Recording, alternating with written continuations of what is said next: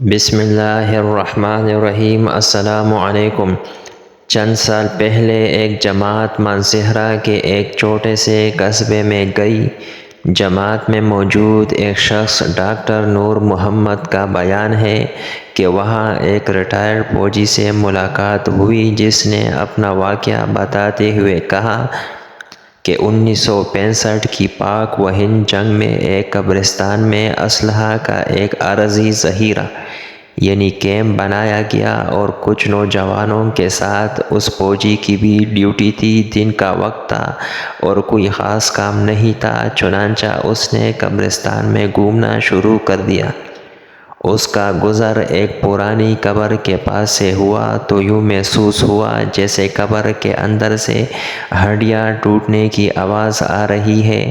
اس فوجی جوان نے بتایا کہ میں نے بندوق کے بٹ سے قبر کی اینٹیں ہٹائی تاکہ دیکھوں یہ آواز کیسی ہے۔ جیسے جیسے میں مٹی ہٹاتا گیا آواز اور تیز ہوتی گئی۔ دن کا وقت تھا، روشنی خوب پھیلی ہوئی تھی۔ میں کیا دیکھتا ہوں کہ قبر کے اندر انسانی ہڈیوں کا ڈھانچہ پڑا ہوا ہے اور اس پر چوہے کی شکل کا ایک جانور بیٹھا ہوا ہے۔ جب وہ منہ اس ڈھانچے پر مارتا ہے تو سارا ڈھانچہ اکڑ جاتا ہے اور ہڈیوں کے ٹوٹنے اور چٹکنے کی آواز آتی ہے۔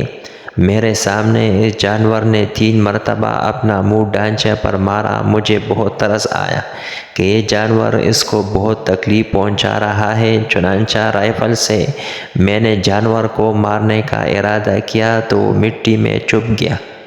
تھوڑی دیر کے بعد وہ جانور قبر سے نکل کر میری طرف لپکا اور میرے اوپر ایسی دہشت سوار ہوا کہ میں اسے مارنا بھول کر اپنی جان بچانے کی خاطر بھاگ کھڑا ہوا۔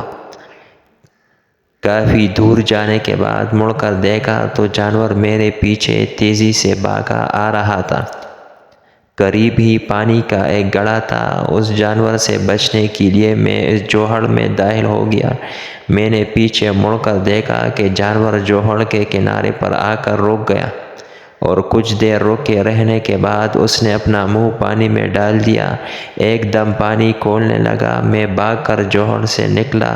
میری ٹانگیں جل رہی تھیں، بہت جلد سرخ ہو چکی تھی اور آبلے یعنی جلے ہوئے پانی والے پھوڑے بھی پڑ چکے تھے۔ درد کی شدت سے میرا چلنا محال تھا۔ میں نے اپنے ساتھیوں کو آواز دی۔ جب میں نے پیچھے مڑ کر دیکھا تو کچھ نہ تھا بلکہ وہ جانور غائب ہو چکا تھا۔ مجھے وہاں سے لے جایا گیا اور ایبٹ آباد کے ہسپتال میں داخل کروایا گیا۔ جب وہاں علاج ممکن نہ ہوا تو راولپنڈی کے فوجی ہسپتال میں منتقل کیا گیا۔ میری ٹانگوں کا گوشت گرنا شروع ہو گیا۔ ہر وقت بدبودار جن میں پیپ اور خون رہتا ہے۔ کسی علاج سے افاقہ نہیں ہوا۔